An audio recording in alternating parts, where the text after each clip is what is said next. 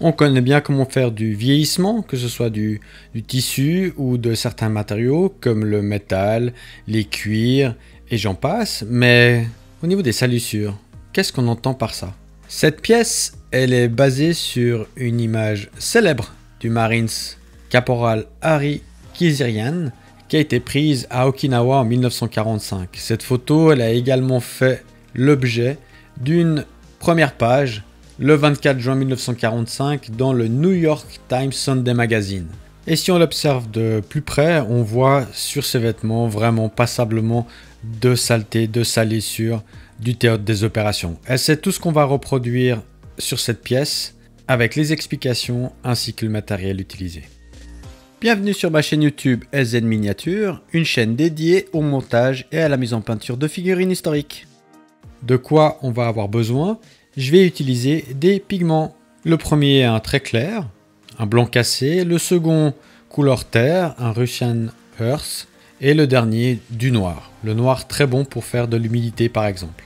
Je prends en complément deux crayons AK, des crayons de vieillissement, je ne sais pas si tu connais, c'est quelque chose d'assez intéressant que je vais un tout petit peu utiliser. Mais c'est pas essentiel dans l'ensemble de l'opération. Après, un coton-tige qui va permettre d'enlever le surplus et un pinceau de côté, donc pas trop gros, dont les poils sont assez épais, donc un vieux pinceau qui a bien fonctionné durant quelques années pour la peinture toute simple et que j'ai mis de côté. Donc vraiment l'avantage de ce pinceau, c'est qu'il est bon, il a plus de pointe, mais au niveau de ses poils, il est assez rigide pour pouvoir frotter, travailler les pigments.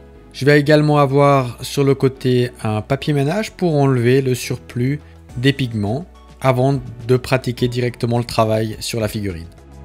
Je parle, mais le tuto il a déjà commencé. Donc là j'ai commencé avec le noir, donc la partie vraiment la plus foncée au niveau des salissures.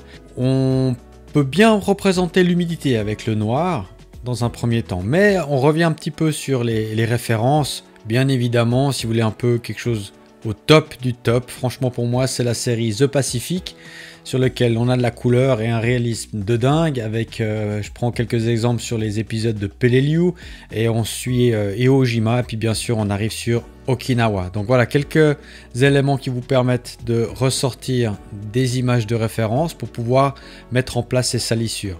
Une fois travaillé avec le noir, je viens avec le brun par-dessus et plutôt vers le haut et dans certains cas je vais le mélanger au noir. La difficulté c'est de trouver un juste milieu, pas trop sale, pas trop sorti de la machine à laver, c'est de travailler vraiment en adéquation avec vous-même et l'orientation que vous prenez par rapport à votre image de référence. Tout au début du tuto également on voit que j'avais protégé la base avec du papier puisque j'avais pas encore mis les pigments. Pour finir j'ai enlevé, ça me dérangeait dans la pratique et puis ça tenait pas bien. Mais pas d'inquiétude, si on décharge bien son pinceau sur le papier ménage, il n'y en a pas trop qui tombent. Et de toute manière les pigments c'est vraiment à la fin qu'on vient les rajouter sur le socle pour bien marquer et unifier la figurine à son socle. On me voit de temps en temps passer malheureusement devant la caméra, tout simplement c'est que je viens souffler pour enlever le surplus. Cette mise en œuvre des salissures, là on est sur une figurine de la Seconde Guerre mondiale, mais c'est également quelque chose qu'on peut pratiquer sur n'importe quelle autre figurine. Je prends des exemples que j'ai réalisés sur des figurines du Moyen-Âge, de mettre un petit peu de poussière sur une armure, sur un bouclier, dans une cotte de maille. Bref, on peut l'utiliser à bon escient sur passablement de choses au niveau historique. Et pas forcément aussi marqué que sur cette pièce. J'ai réalisé aussi un soldat de l'Africa Corps qui vient également de chez Andrea Miniature. Et là, c'était vraiment de l'empoussiérage, vraiment simplement avec une couleur hyper claire. Globalement sur l'ensemble de la pièce et vraiment au niveau du tissu, il est imbibé de poussière. Franchement, le résultat, il est vraiment très très bon et amplement satisfait en ce qui concerne ce soldat de l'Africa Corps. Voilà, c'est un moment très sympa à réaliser, j'adore ce moment-là. J'ai l'impression vraiment que la pièce, elle prend toute sa vie et un réalisme, entre guillemets. Chacun a sa vision sur le réalisme, qu'est-ce que le réalisme. Mais en ce qui me concerne, franchement, c'est un moment vraiment kiffant où la pièce, elle prend toute son ampleur. Là, j'ai entamé les travaux sur la veste et Pour l'avoir fait également sur une veste d'un para de la Seconde Guerre mondiale, je trouve que le noir apporte cette notion d'humidité au niveau du tissu qui est vraiment intéressante. Donc pour bien porter cette notion d'humidité, je force le noir sous les aisselles au niveau de la veste, dans le dos, le bas du dos, vraiment où il y a l'humidité, là, on va dire la transpiration au niveau du personnage.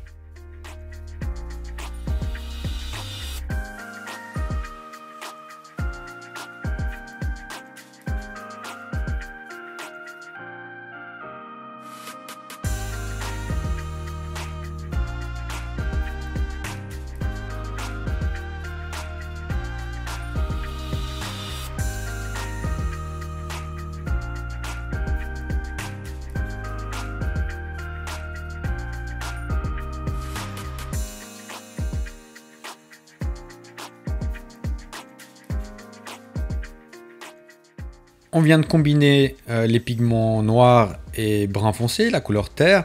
Je vais prendre la couleur super claire, du blanc cassé, pour simuler la poussière. Pour ça, je vais principalement en mettre sur le casque. Donc je commence par ces éléments-là. Bien évidemment, à l'aide de mon coton-tige, j'enlève l'éventuel surplus. Et une fois réalisé l'empoussiérage, je viens compléter les salissures, toujours avec couleur terre, principalement, et un petit peu de noir sur quelques zones.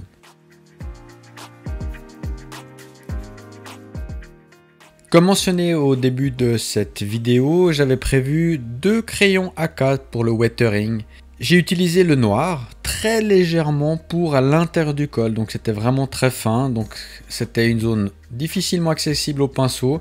Donc voilà, dans ce cadre-là, le crayon AK, c'était l'outil adéquat.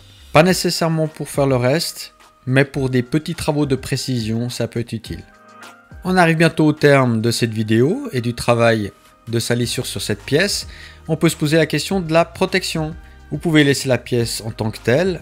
Si vous voulez la protéger, ça m'arrive de protéger des travaux de pigment à l'aide de l'aérographe et un vernis mat. Ceci dit, mettez-vous suffisamment loin, une bonne distance pour pulvériser, pour pas trop éliminer les pigments qui ont été placés.